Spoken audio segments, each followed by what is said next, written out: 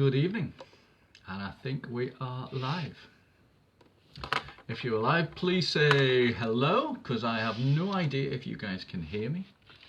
I've had to change my equipment.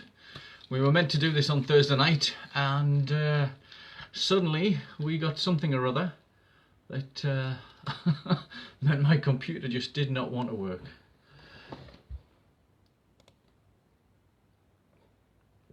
So we're just checking everything's working. We're doing it a new way, haven't we? We got something or other. Oh. That meant my computer just... There we go, the sound's off. Right. Okay, so yes, if anybody can hear me. Mel, can you hear me? Can you say hello?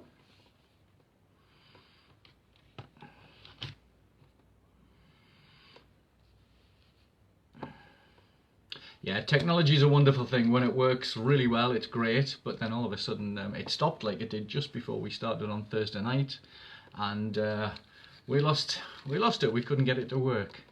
Great, thank you, Emma. Brilliant. Hi, Emma. So yes, tonight questions and answers regarding anxiety and stress. So thank you to everybody who's been sending your questions in. It really helps. We love your questions coming in, and it gives us ideas what to do for future Q&As and Facebook Lives, and we try to do them every couple of days for you. So thank you for doing that. Please send any more questions you've got in, because I've got my other computer working here nicely and I can read them for a change.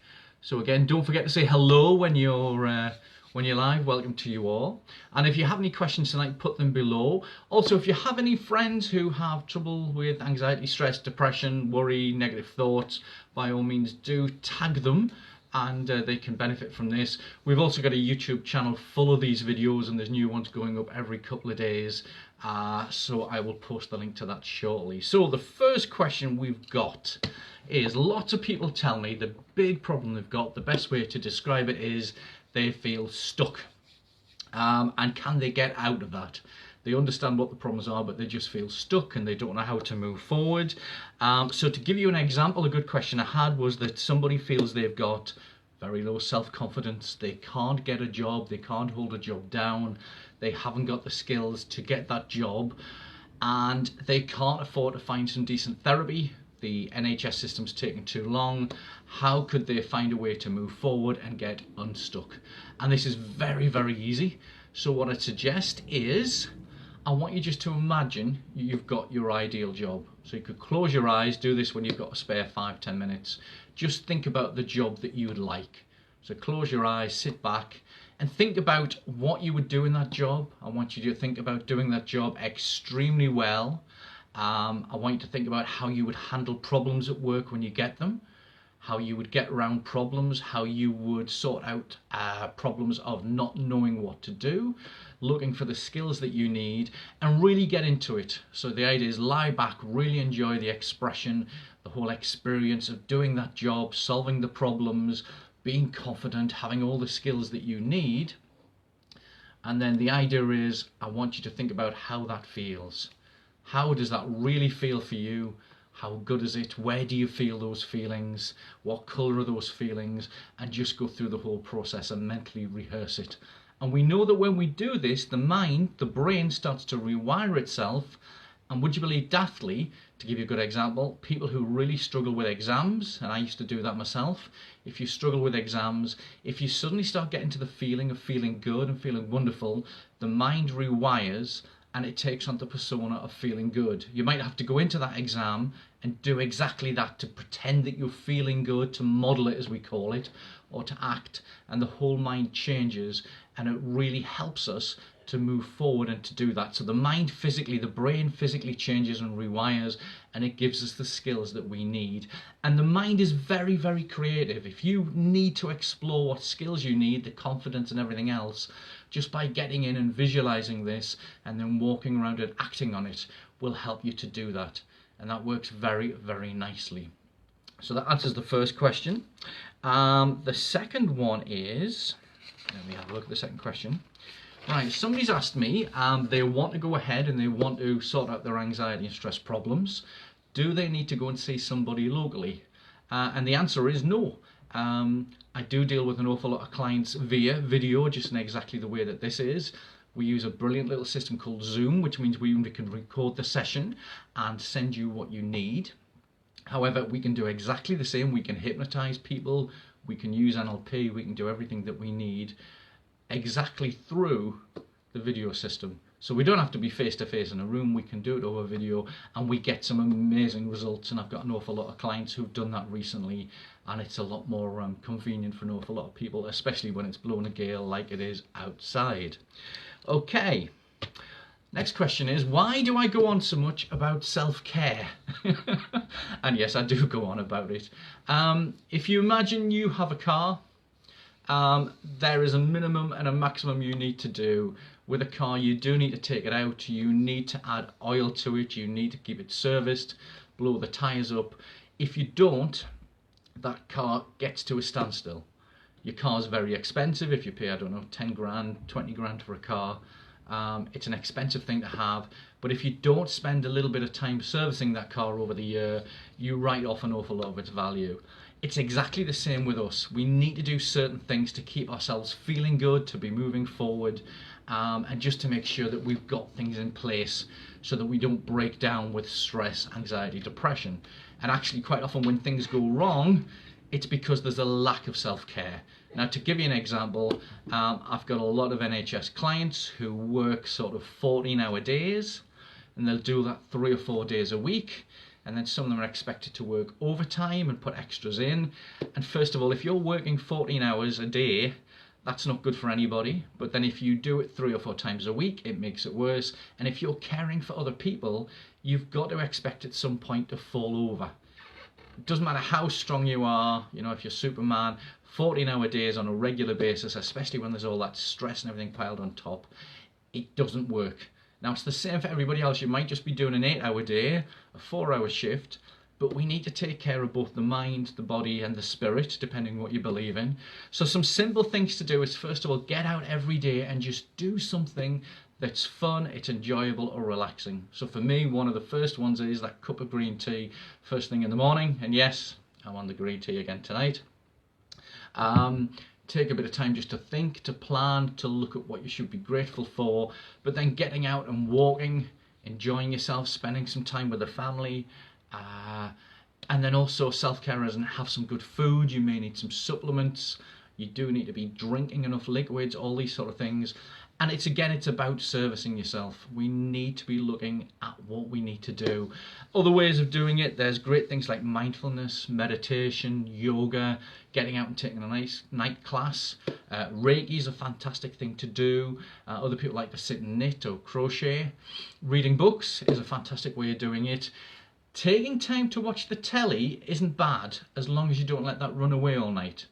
So if you go and pick a program like Doctor Who, for example, and you want to sit down on Sunday and watch that, and maybe something is great, but if you just blow a whole night sitting in front of the telly, that doesn't really count. It just kind of gets you down, because watching too much telly just turns the brain to mush. So it's just watching what you want to, and again, avoiding a lot of this negative programming from adverts on the telly, Facebook media, lots of things like this. So some positive self-care every day, getting out for a good walk, a cup of tea, time with the dog and the kids and everything else is really important. If it's all work and then collapsing, sorry guys, that won't do it.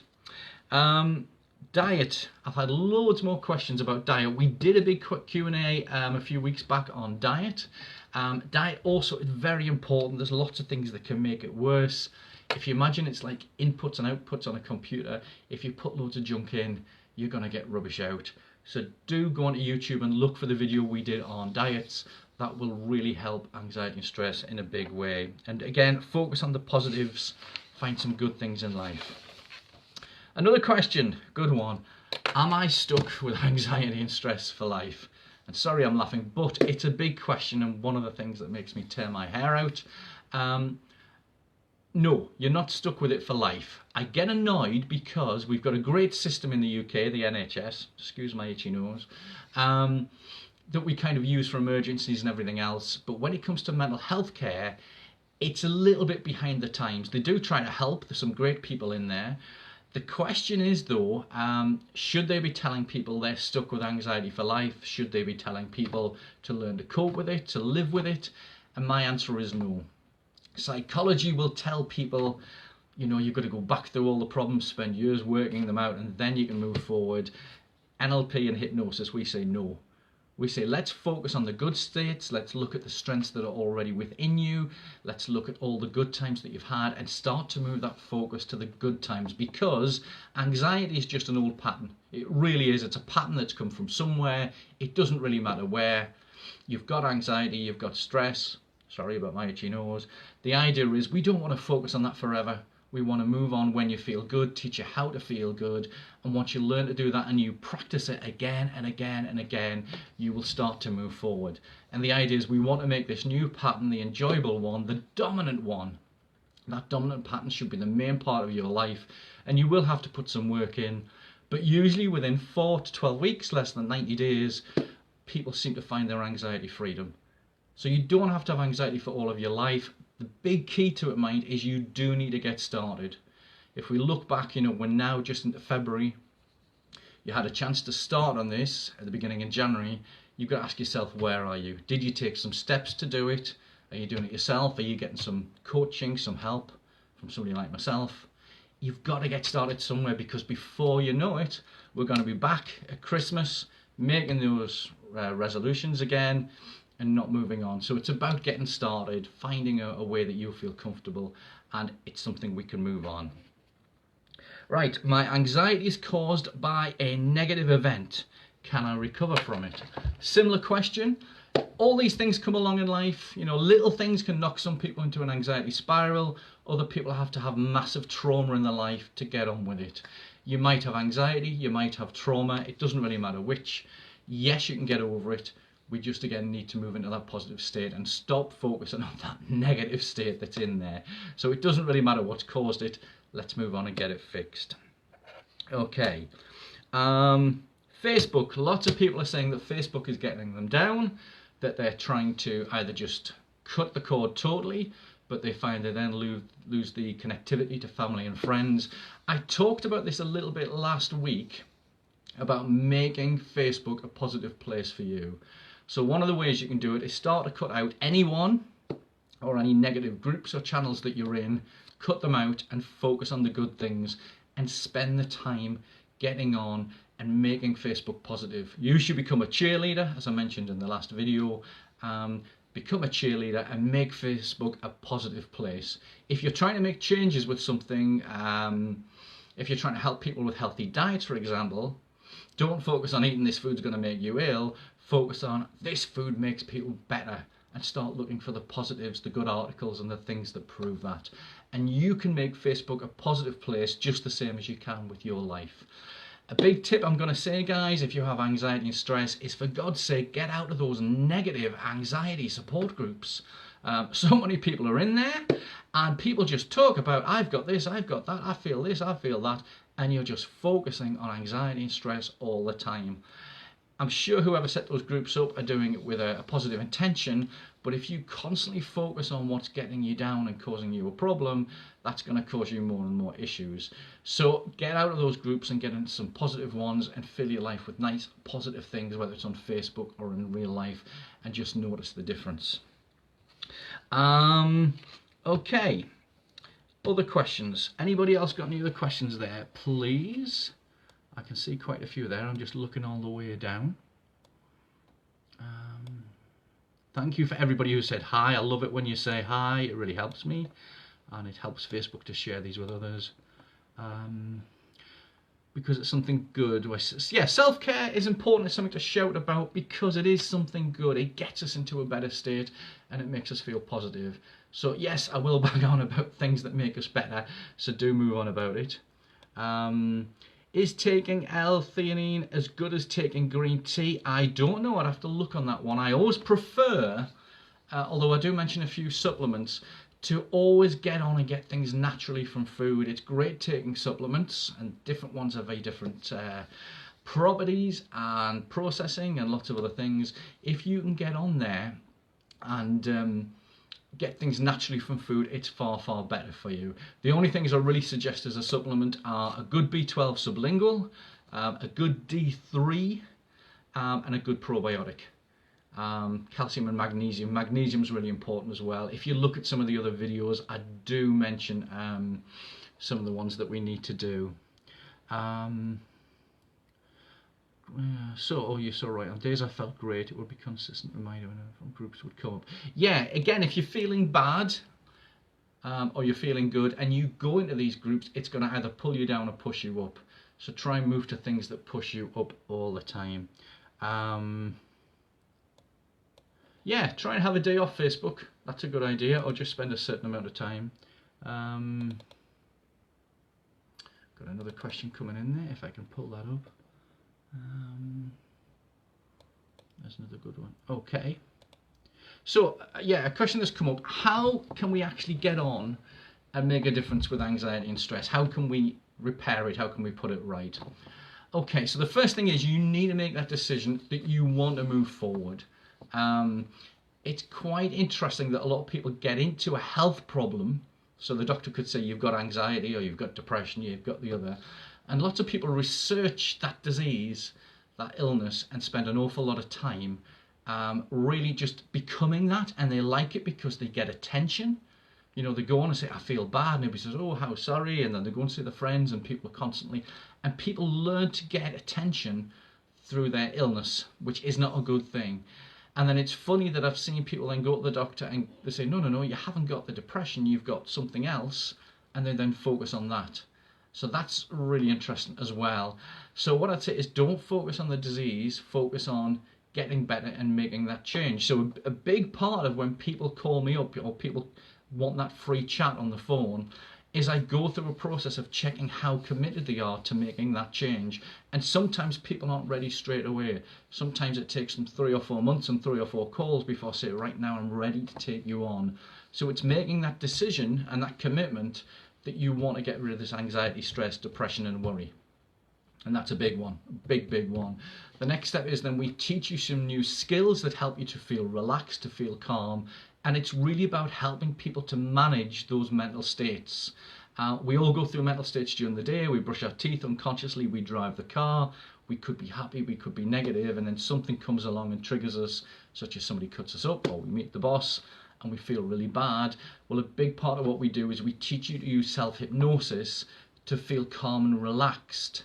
And that is really important because when you start to feel that you've got the anxiety, you then decide to do something else. So you figure out you've got the anxiety and you then say, right now, I'm going to feel something different. And you work on it. And the more you practice it, the easier it becomes, just like riding a bike. And the more we practice it, homework day after day after day, suddenly you start to become into that lovely, relaxed and calm feeling rather than being stuck in that negative rut, which is a negative rut. It's just a pattern that goes round and round. We also teach you some exercises to start looking for the positives in life, to keep the mind flexible. We also look at your diet. We'll get a food sensitivity test done, and we'll look at everything that you need so we can look at all the pointers, the triggers and everything that's going on, and then teach you how to move yourself into the positive state. And usually within 90 days, that's all sorted. The anxiety's gone and you feel an awful lot better. But some people it takes a little bit longer. Some people it's an awful lot quicker. But it's just following the program and working with it. And it's about, I suppose, having that coaching and that support from somebody who knows how to do it and somebody who's been through it, which is a big part.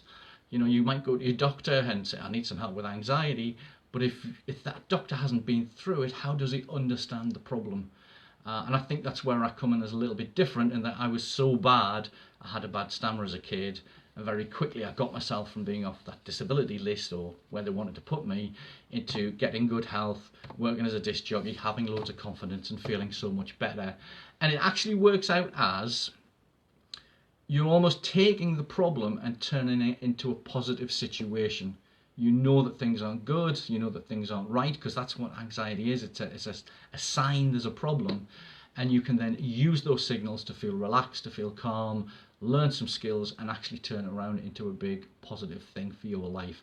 And I'm thankful that I had those problems when I was younger, because that helped me to move on to be who I am today. I would hate to still be that little person with anxiety, stress and depression and all those asthma attacks and everything else. I've learned what to do to make things better. So in a lot of ways, we can turn these negatives around to be a positive. Right, let's see what else we've got in the way of questions, because there's tons of comments coming up here.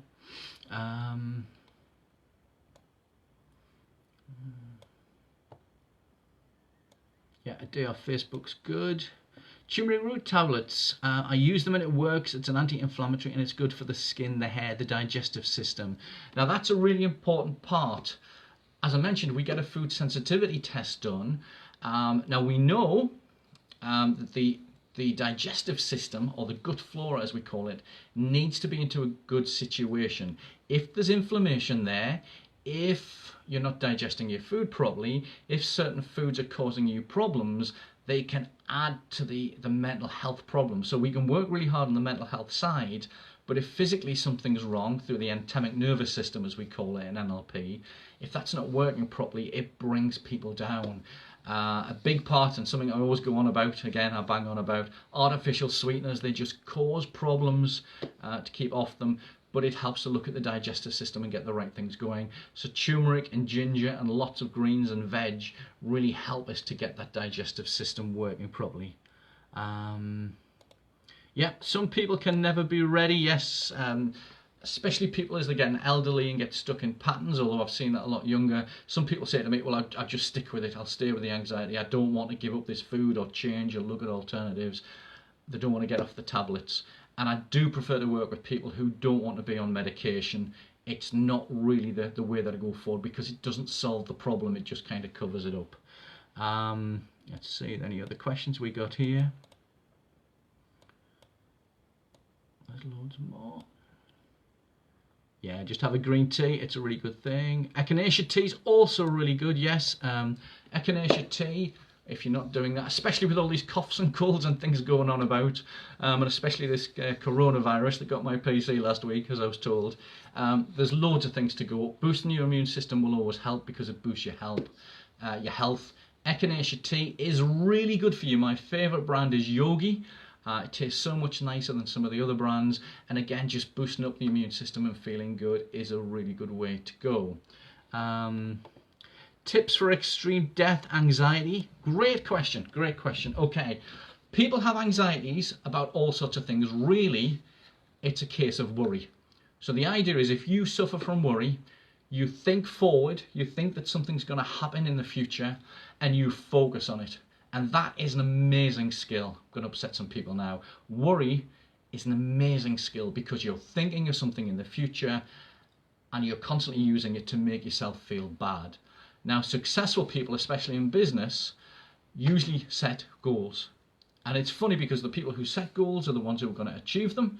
People who don't never achieve them. So the idea is, if you set a goal and you focus on it, you're going to get there. If you set a goal that you might be ill, you might get cancer, you might get this, we know that worry and anxiety takes the system down anyway and makes us worse. We need to stop that. We need to stop the idea that you're focusing on something bad, but we just twist it and we focus on something good. So if you've got the skill about worrying about death, something we'll work about in one of the sessions is we'd set a scenario. We'll look at some positive feelings, we'll look at the things that are good in your life, and we'll make you focus on these in the future. We'll get them smack bang in your face, so that's what you think about. And what happens is that people suddenly think about something negative. Had a lady just before Christmas constantly worrying about cancer, and I said, okay, let's turn that skill, and we said, what would you like instead? So she thought about going away on holiday in a caravan with the kids and everything else. And I taught her some techniques to, first of all, to stop that worry. It's another type of anxiety. So we stopped it dead. We taught her to feel good. We brought in some breathing exercises. And then we taught her how to focus on what she wanted in the future. So you're replacing one thought with another. This is a mental pattern, an old one. We replace it with a new one.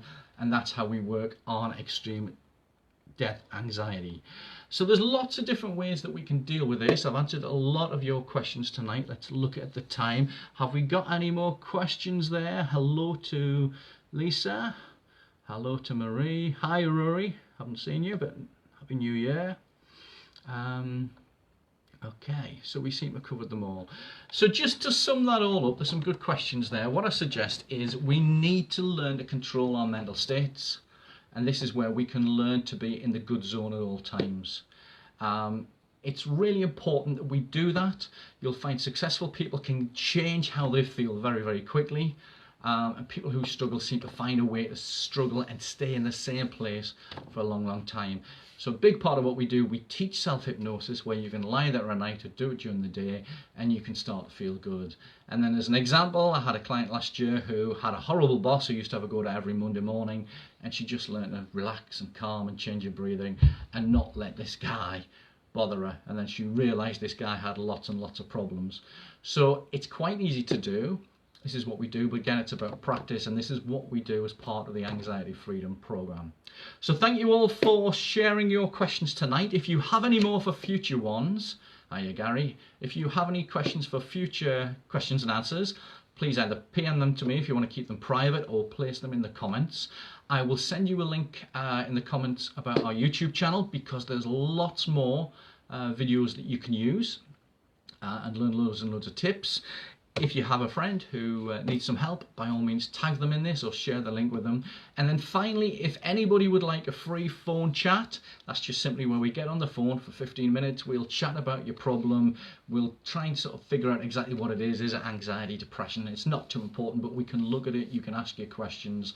And then if you want, you can ask as many questions as you like. And we'll put a little roadmap together of how you can put it out and fix it, and how you too can also feel better in sort of 90 days. The idea is we want you very quickly to feel an awful lot better, but long term, within that 2 or 3 months, we want that anxiety gone, so you're feeling so much better. And we love it. If you have a look at my profile, so many people are sending us nice positive feedback about how that's worked for them, so we'd love to get a few more of those going as well. So enjoy the rest of your night, be nice and happy, focus on some good things, and we should be back with another Facebook Live shortly. Take care, bye for now.